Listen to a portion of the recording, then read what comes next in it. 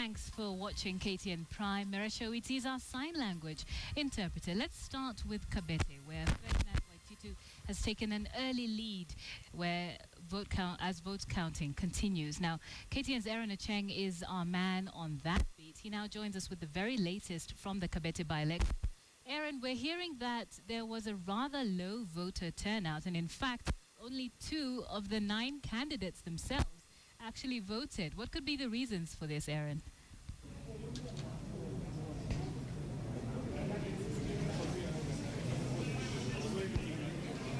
Aaron, can you hear me? Well, Nancy Kachingira, as you're well aware, it is a weekday, and also it is one of the days that the schools were opening, and it would be making a difficult situation for the voters to come in. But we had a very low turnout. Only 21% of the voters were able to cast their votes. But we have a clear winner in the name of Ferdinand Waititu. Out of 92 polling stations, 87 have already submitted in their results, and 22,888 is what Ferdinand Waititu has, and the next person who follows him has 286 votes only, and bearing in mind that only a few polling stations have not yet submitted their results, it will be virtually impossible for the second person to catch up with Ferdinand Waititu. So, Nancy, I can authoritatively say that very soon IBC is going to announce Ferdinand Waititu as the new Member of Parliament for Cabete constituency. Nancy. Thank you very much, Aaron. So Waititu in the lead there for Cabete MP. Thank you for that update. Attention remains high in Samburu County following the killing of 15 people in renewed clashes. Reports indicate that heavily armed assailants attacked Lomirok and Sarma villages on Sunday night, killing and injuring residents who were tucked away sleeping. The motive of the killing is still unclear, as no animals were stolen. The injured arrived this evening from Samburu and are currently undergoing medical attention in Nairobi. At 5:30 p.m., Wilson Airport in Nairobi was buzzing with activity. The injured men, women and children, who total 10, were airlifted from Samburu and rushed to various medical facilities for urgent treatment. This morning we got a request from the area MP who was informing us that his constituency had been attacked by one ethnic group against another, and in the process we know there were over 15 people that were injured. We know that 5 have been confirmed dead in the county, in that area, in the constituency, and then there were these 10 that were critical, that needed evacuation to be brought to Nairobi to get medical attention, because in the area of Langalani, the health center there could not cope with this situation. They are with gunshots, the bullets still lodged in their bodies as we bring them up here, and some of them lost quite a bit of blood, especially one who died on the plane while being brought here. Reports indicate that the clashes that have been ongoing for the last 2 days culminated with the unfortunate deaths of 15 residents. 8 of the dead were reportedly killed during a raid at Lomirok village early Sunday morning, and another 7, among them women and children, were killed at Sarma along the Samburu-Marsabit border Sunday night. The attack at Lomirok is said to have occurred at an area close to where more than 40 police officers were killed in November 2012. Rift Valley Regional Commissioner Osman Warfa visited the affected areas and indicated that investigations are underway. Betty Kialo, KTN. Now, Philis Omido has returned home to a hero's welcome. Omido is the lady we featured in our expose on Uhuru in those slums in Mombasa, where a factory was leading the residents to lead poisoning. She was in San Francisco, where she received the Goldman Prize Environmental Award. She received that award at the Moi International. She was received rather at the Moi International Airport by some of the dwellers. Nimeona juzi kulikuwa na meeting, niliona kwenye runinga ya Awiti. Akasema yeye ako na watu wa Winohuru. Winohuru? Ilikuwa ni nyinyi mlikuwa pale? Hakuna mtu mmoja wa Winohuru alikuwa pale. Na kama Awiti ni mwanamume, mwambie nimesema aje Owino Huru asimame na sisi, maana tumemwambia haki itatendeka. Saa hizi tulikuwa tuaenda kutafuta jinsi ambavyo tutakabiliana na yeye, na sasa tumekuja tumejikabidhi kama watu wa Owino Huru. Kotini tunaenda mwezi huu, sawa? Now, the government says it is committed to promoting media freedom even as cases of intimidation and harassment of journalists are reported. Deputy President William Ruto says recently enacted laws were not meant to serve narrow interest or stifle the media. And as Rita Tinino now reports, journalists too were on the spot as practitioners commemorated the World Press Freedom Day. Officer, a day after the commemoration of the World Press Freedom Day, players in the media industry gathered for a day-long journalists' convention. A day that saw delegates to the convention take stock of the status of media freedom in the country. Since the beginning of the year, the Media Council of Kenya has received 15 cases of harassment and intimidation of journalists. 2 weeks ago, 2 journalists were injured by GSU officers as they covered the protest by herders at the Galana ADC farm in Tana River County. Only last week, Eldoret-based journalist John Kitui was killed in unclear circumstances. One of the most daunting challenges that is facing media today is intimidation and harassment of journalists. We are truly committed to press freedom. Press freedom in Kenya is our way of life. It is important for Kenya to have a free, independent, professional media.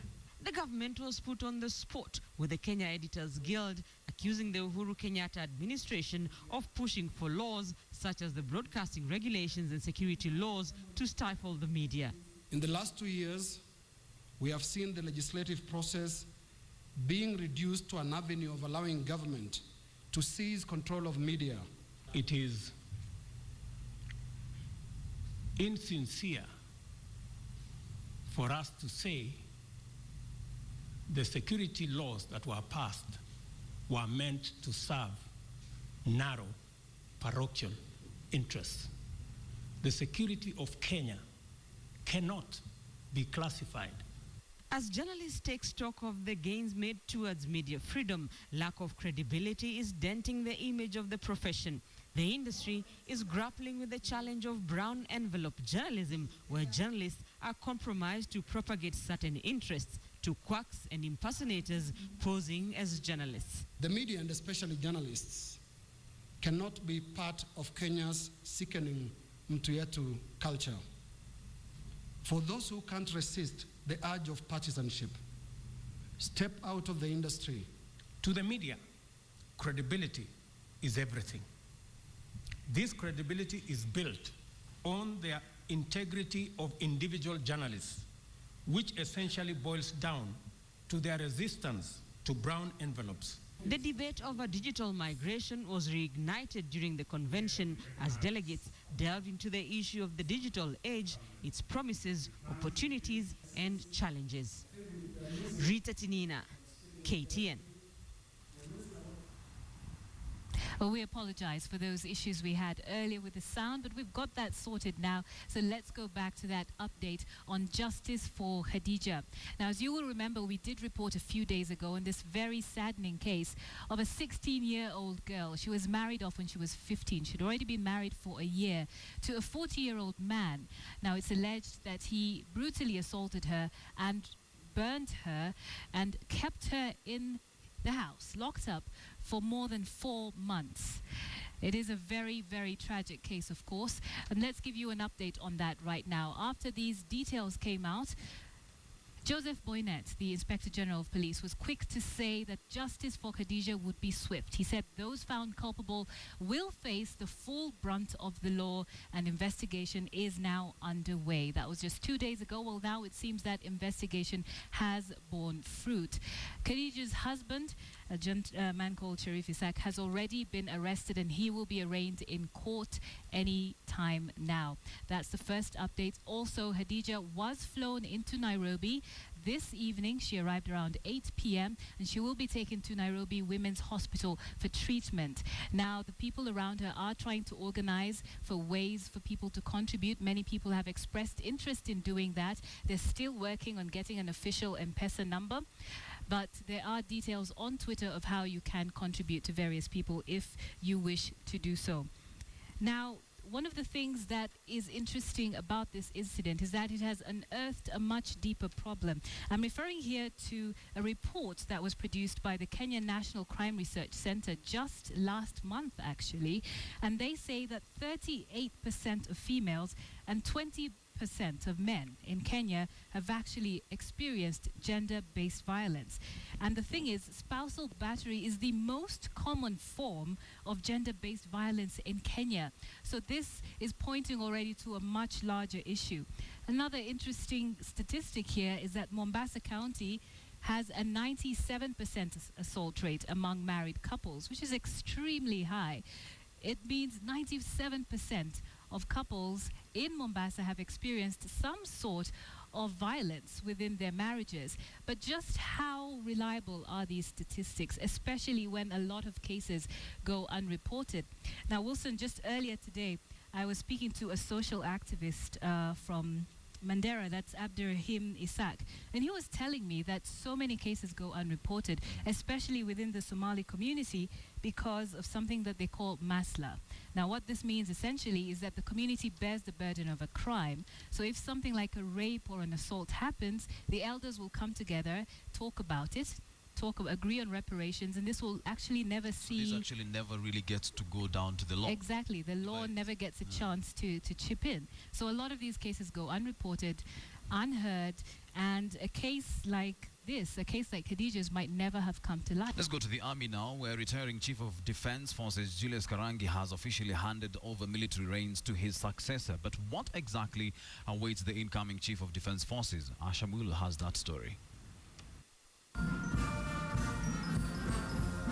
The handover ceremony at the Department of Defense headquarters in Nairobi marked the end of Julius Karangi's 4-year stint as Chief of Defense Forces. He passed the baton over to Lieutenant General Samson Mwathethe. But the man who's also served as a Navy commander is taking on a lot more than just a title. Mwathethe is inheriting one of the most critical offices, especially now as Kenya battles an external enemy, the Al-Shabaab. Although the fighting capability of the Al-Shabaab militia has been extensively degraded, they still pose a threat to our country, as recently witnessed in Garissa. I take over the KDF at a particularly challenging time to the country's security. These are indeed very difficult times, not only for Kenya, but for the world at large. The Kenya Defense Forces Act of 2012 lists the functions of the Chief of Defense Forces. Among them is to be the principal advisor to the President and the Cabinet Secretary on any military, operational, and administrative matters. Mwathethe's predecessor, Karangi, has left at a time when the country is split over whether or not the KDF should remain in Somalia, where the forces have been battling to flush out Al-Shabaab militants. Waamerika walitoka Somalia kwa sababu gani? Mbona Amerika walitoka Somalia wanakuambia wewe, you must never surrender to terrorism? You're not surrendering to terrorism. There's what is called tactical retreat. Whether Mwathethe will bow to this pressure remains to be seen. But perhaps a more complex issue in his entry is the current image of the KDF. Since 2012, when KDF went into Somalia, the forces suffered massive blows to their credibility. First, there's the issue of the charcoal trade in Somalia. Reports have pointed fingers at the Kenya Defense Forces in Kismayo as colluding with Al-Shabaab in the illegal multi-billion shilling charcoal trade. And then there is Westgate. In September 2013, troops were captured on CCTV footage appearing to be looting during an operation to end a 4-day siege by Al-Shabaab militants inside the Uptown Mall. Image issues aside, KDF has been accused of botching rescue operations during terror attacks like Westgate.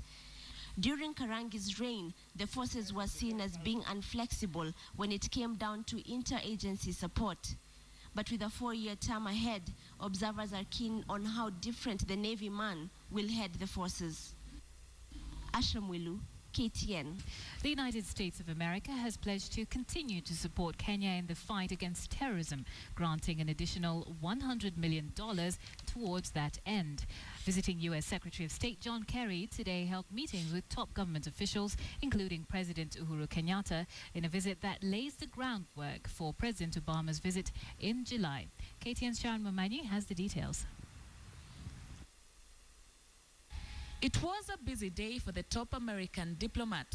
John Kerry started the day with a visit to the August 7th Memorial Park, where he lay a wreath in honor of those who perished in the 1998 U.S. Embassy attack. Unity, he said, is the strongest weapon with which Kenyans should fight terrorism. The terrorists who struck on August 7th, 1998, failed utterly in their purpose, which was to implant fear in the hearts of the Kenyan people and to divide America from the citizens of this country. They failed for the same reason that terrorists will always fail. Yes, they can reduce a building to rubble. And yes, they can even deprive innocent people of their lives. But they do not give anyone anything of what really makes life worthwhile. On this very site, Kenya paid a very high price for an American war. And today, on this very site still, America has reassured Kenya that it continues to stand with her on the war against terror. Kerry met President Kenyatta and Interior, Defense and Foreign Affairs Cabinet Secretaries in State House. America has given an additional $100 million in aid to go toward the fight against terrorism. We are deeply engaged in trying to help Kenya to be able to push back and deal with terrorism. We're working on border security. We're working on intelligence sharing.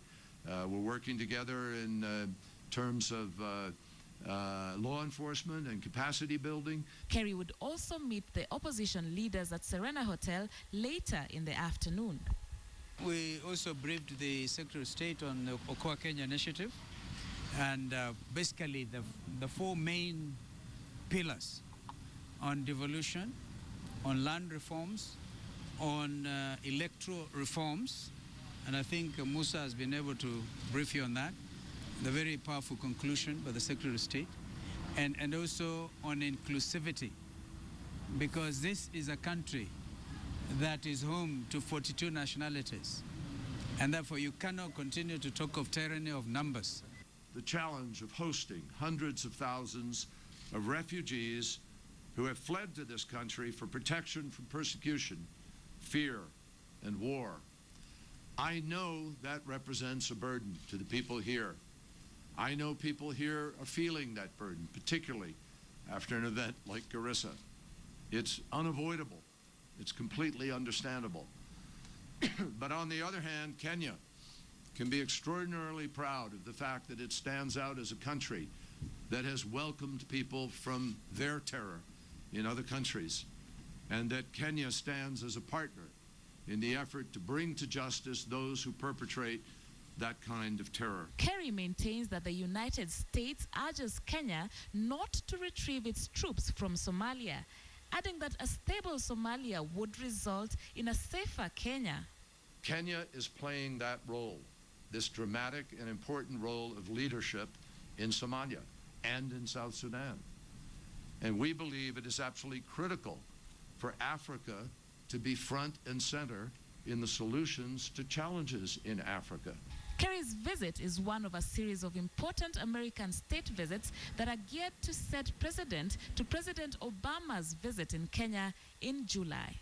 Sharon Momanyi, KTN. Now, one of the talking points for President Uhuru Kenyatta in John Kerry's meeting today was corruption. It seems to be that thing that Kenyans cannot shake.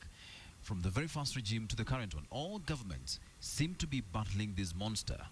The question is, Is Uhuru Kenyatta really fighting graft, or is he just offering lip service? On the record with KTN's Edith Kimani returns tonight with some very serious questions.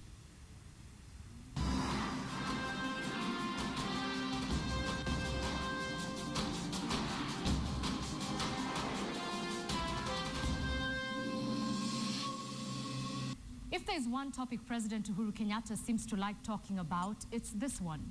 My government will not tolerate corrupt public officers. We will hold our anti-corruption bodies accountable. Corruption is the greatest threat.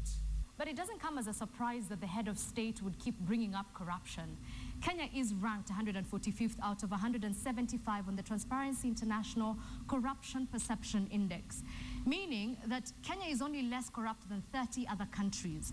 The perception is so bad that Zimbabwean President Robert Mugabe, whose country, according to that same index, is more corrupt than ours, asked officials in his government to not be like Kenya and Nigeria, where you have to dip into your pocket to have anything done. Now, it seems outrageous, but Kenyans seem to agree. Just last month, Ipsos Synovate asked what Kenyans consider to be the country's biggest problems. Corruption was number 2. Kenyans think corruption is a bigger problem than insecurity. So, in preaching to the choir, corruption is the greatest threat to our security, fundamental rights, and social economic transformation. why is it then that the president has on several occasions acted contrary to that view?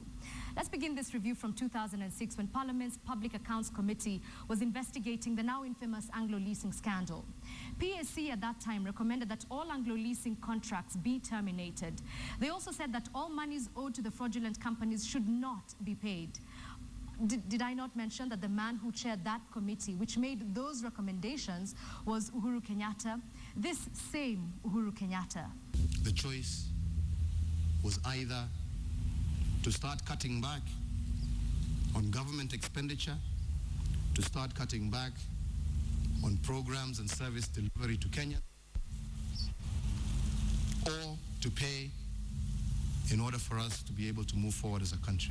The president okayed the paying off of 1.4 billion shillings of your tax money to phantom entities who have real lawyers that sued Kenya, who wired this hard-earned Kenyan tax money to real bank accounts held by the phantoms or proxies of the phantoms that Kenya has been looking for over 15 years. Still, Kenya paid. Uhuru's reasoning that we needed to pay off the debt in order to float a Eurobond was highly debated. But in the end, Kenya paid off the amount, floated the Eurobond, which was oversubscribed, and Kenya collected $2 billion. But the question is, did the end justify the means? Was it okay to turn a blind eye on corruption for development's sake? Did the president set a precedent of rewarding fraud and impunity? At any rate, it didn't seem as if Kenya was willing to defend itself. Now, it sounds improbable, but apparently it's not. So take this quote, for instance. We have concluded that GOK is not currently managing these processes very well, and consequently, there is a danger that ground will be lost in GOK, despite having good fundamental case positions, may be unsuccessful in legal proceedings and in other asset recovery. Now, that isn't some government-bashing NGO crying wolf. That was a 2008 PricewaterhouseCoopers report on the status of some of the Anglo-leasing cases that were before the court in the UK. Now look, the government could try and drop these mistakes at the doorstep of previous regimes, only it can't. When the government had the opportunity to actually execute these cases properly, it at one point sent Njem Muturi, the country's current Solicitor General, to stand as co-counsel for Kenya. He was summarily dismissed because he didn't have a license to practice in England and Wales.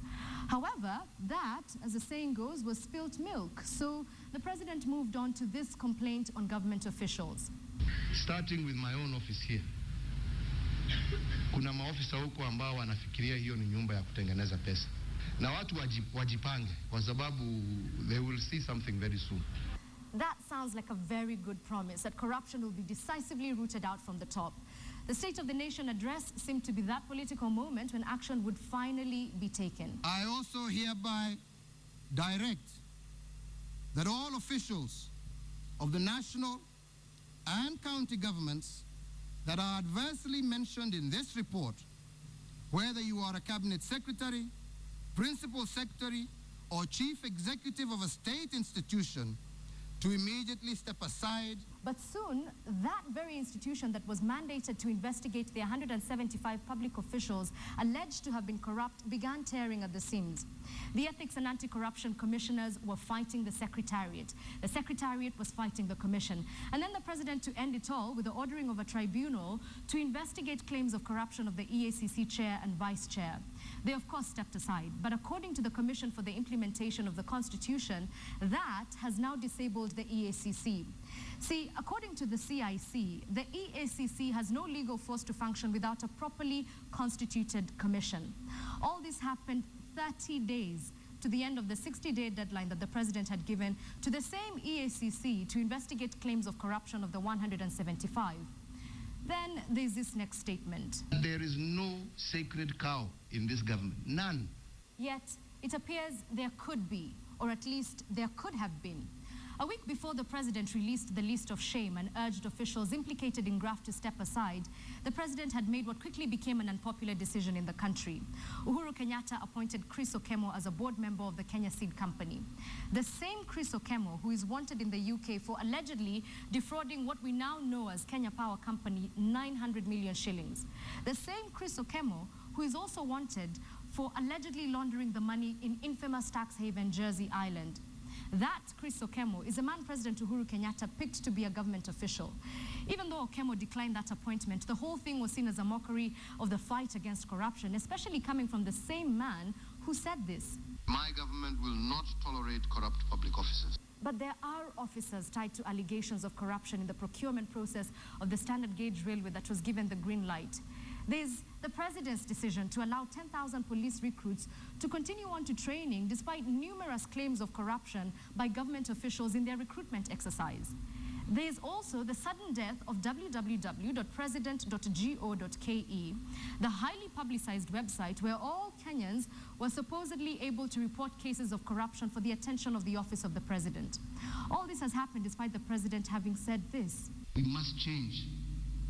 We are not going to do things the same way. Well said, Mr. President. But saying is not doing.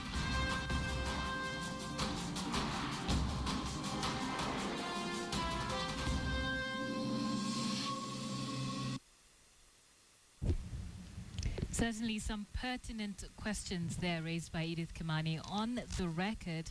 Some of those facts and figures just make your head spin. Well, I think the maths was a little easier today in Cabete. Let's go there to Aaron Ocheng, where he can give us the latest. Aaron, is it still a landslide victory for the Jubilee Alliance Party's candidate?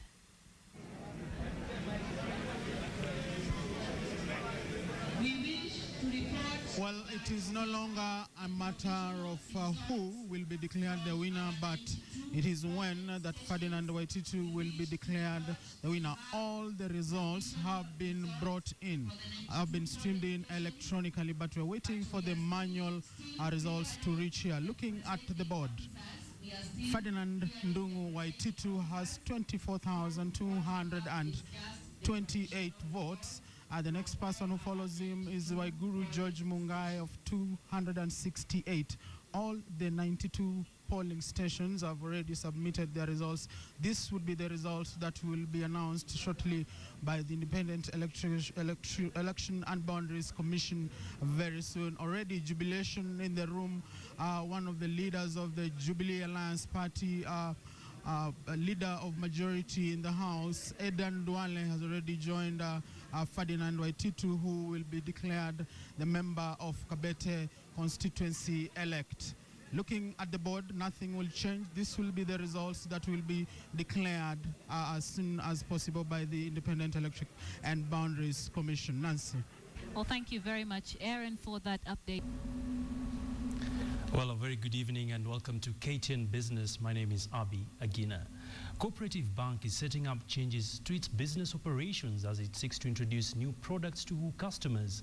At the core of the business reorganization is investment in new products targeted at specific customers. The move is part of a wider restructuring program to improve efficiency and manage costs as it takes a swipe at its Tier 1 competitors.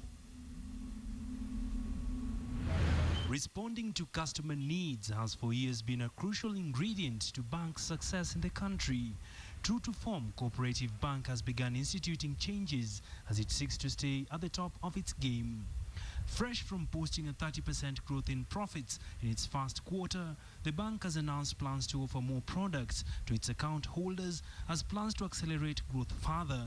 The bank has done extremely well as far as our non-performing loan portfolio is concerned. We have about 4% of our book is non-performing, which is among the highest the best in the industry at 4%. To fuel this plan is COP's decision to shift 60% of its transactions, such as deposits and withdrawals, from bank branches to alternative channels, such as ATMs, mobile and internet banking, as well as agency banking. One of the things under the Soil and Growth Transformation Project we are doing is automating the credit appraisal process, because this has largely been paper-based, in that a proposal leaving Kisumu will come, through courier to head office, and the approval will go back similarly. But what we have done is that we have automated that process for quicker turnaround, and in terms of shortening the service time it takes to do that. According to the bank, this will significantly lower its operating costs while allowing staff that would have otherwise managed tellers to concentrate on serving customers. The dedicated products and services are expected to help the bank serve its core customers better while attracting new ones. Although Cooperative Bank is a Tier 1 bank by all standards, it however does not live up to its billing compared to other banks in that category, especially on profitability. Last year, Cooperative Bank employed the services of US-based consultancy firm McKinsey to institute restructuring program. The retrenchment program that we did last year, the cost saving this year alone will be in the range of 600 million. As part of its business reorganization, Coop Bank will be looking to new markets in Ethiopia, Tanzania, Rwanda and Uganda for growth in the next 5 years. The bank's CEO says the shift to automated systems will have a significant impact in cost savings as well as raising the bank's efficiency. The bank presently boasts of about 5 million customers and a net profit of 8 billion shillings for the year ended December 2014. Well, moving on, tired of the long queues and heavy traffic while crossing the Likoni ferry, all that is set to change with the Kenya ferry service expected to spend 3.6 billion shillings on a cable car system to ferry pedestrians across. And as Joy Doreen Bureau reports, the project, which is expected to be complete by 2016, will double up the latest tourist attraction at the coastal town of Mombasa. Since 1989, people wanting to cross Mombasa Island into the mainland south and vice versa have known only one way to do it, using the ferry service. But all that is set to change with plans to construct a 1,300-meter-long cableway link between Mombasa Island and the mainland. Kenya Ferry Services says the move is inevitable given the increased pressure it's under to ferry 300,000 pedestrians and 6,000 cars across the Likoni Channel on a daily basis. The express cable service will cost an estimated 3.6 billion shillings and is expected to be operational by September 2016. The public-private partnership project commissioned by the Kenya Ferry Service will be supervised by Trapos Limited, which has contracted Doppelmayr, a Swiss-Austrian specialist company that manufactures urban transport systems, as a technology supplier. CFC Stanbic Bank will be the lead financial arranger for the project. Trapos is expected to conclude a 30-year concession agreement between Likoni Cable Express and Kenya Ferry Services. Once complete, the cable car service will consist of 28 cabins, making a crossing every 4 minutes, carrying about 40 people, allowing KFS to move 11,000 commuters per hour across the channel. In developed countries like Switzerland, cable cars are used as an alternative means of transport to get to hard-to-reach areas in the quickest time possible, but also an attraction for its tourists. The Likoni cable cars are also expected to reduce travel time from 20 minutes by ferry to 3 minutes by cable car, while giving passengers like tourists a 100-meter aerial view of Mombasa from space. Construction of the cable car towers, station and connecting network cables will begin in September this year and will be a key contributor to the larger Mombasa integrated mass transit plan, and passengers will be able to enjoy the fast cable car transport by December 2016, running concurrently with ferries. Joy Doreen Bira, KTN Business. Well, that's a development we'll be keenly monitoring, especially now that a lot of activity has been happening down there in Mombasa. Telecom operator Simbanet today launched SME products to further support the growth of local small and medium enterprises in driving East Africa's economy. Through its Simba Biz products, the data operator will provide secure data connectivity solutions to the rapidly growing small and medium enterprise market in Kenya and East Africa region. The firm announced 3 different value-packed products, Simba Biz 8, 16 and 32, based on data transfer speed and customer requirements. The packages comes with web hosting, domain name, internet protocol, telephony, free conference call and cloud disaster recovery. Simbanet currently provides fiber-supported connectivity for more than 2,200 SME customers in Nairobi and Mombasa, with plans to expand in other parts of the region. The move beats Simbanet against the likes of Safaricom, KTN and Access Kenya that provide similar services in Kenya. So to cater for that specific market and for the growth and the change in the market, we're redefining our SME portfolio to make sure that it suits and grows with our customers. So we're providing all the infrastructure, all the capability an SME needs to get online, to interact online, to have a web presence, and basically take the SME from local to global in one step. We also understand that security is a big issue, so we have got a disaster recovery solution built in there, and security comes as part and parcel of everything. Well, and that's how we wrap up KTN Business. My name is Abi Agina. Let's do this tomorrow, same time, same place.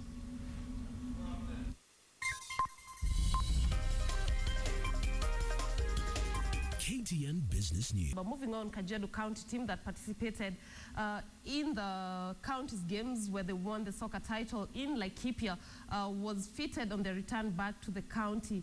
Elsewhere, Ugandan Harold Wanyama beat a field of 200 players to grab a ticket to represent the region in the grand finale of the Millionaires Chess Championships in Las Vegas in October.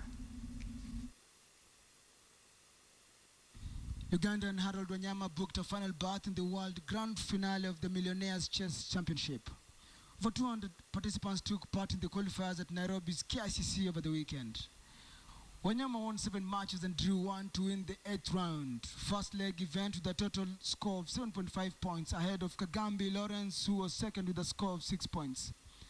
Ahmed Malid, Kenneth Omolo and Joseph Atoli lined up in positions 3 to 5 respectively on 6 points each. I think the level of competition was very high, and I think it will only get better from here. The first leg was held in Kenya from Thursday and ended on Sunday. The other 2 events will be held in Nigeria in June and South Africa in July respectively, with the winners of the other 2 events also heading to the USA for the grand finale, where the winner will also pocket $1 million prize money. The minute we agreed to move on, the correspondence was always there. We were kept posted what's going on, and it's going the way it was promised, and we're very happy. The one thing I will say about African chess players in general is very often it is a lack of opportunity that has seen the development of players maybe not recognize the rating scales that they are potentially capable of. Elsewhere, Kajiado County team that participated in Kenya Youth's Inter-Counties Games at Laikipia was fitted on their arrival by their county governor, David Ole Nkedianya. In the 5 days competition held in Laikipia County for the first time since inception of the devolved system of government, Kajiado County beat Nyandarua 1-0 to be crowned the National Inter-County Sports Association champions. We will work very hard to retain it, and I'm very happy with the boys. I'm also very happy with those who came at 3rd position, and the girls also worked very hard. Kajiado finished 3rd in women's football. Out of the 47 counties, only 25 took part in the annual event. Hassan Juma. KTN Sports. Boxer and politician Manny Pacquiao is expected to donate half of his earnings from Saturday's boxing match with Floyd Mayweather Jr. to charity. And well, let's just say that this is one of the reasons as to why I'm still Team Pacquiao despite the loss. And also, did you know that he can sing too? Oh yes, he can, and he does it pretty well if you ask me. Let's listen in. Hold me now, touch me now, I don't want to live without you. Nothing's gonna change my love for you. You ought to know by now how much I love you. One thing you can be sure of, I'll never ask for more than your love. Nothing's gonna change my love for you. You ought to ask me if I love you, and I choke on my reply. I'd rather hurt you honestly than mislead you with a lie. And who am I to judge you on what you say or do? I'm only just beginning to see the real you. And sometimes when we touch, the honesty's too much. I think one of the reasons as to why I really love Manny Pacquiao is that he is pretty a soft singer, but then when he gets to the ring, he's quite that bad guy. And that's how we wrap up tonight's KTN Sports. I'm Lynn Washira. Do have a very good night. Enjoy the rest of your viewing.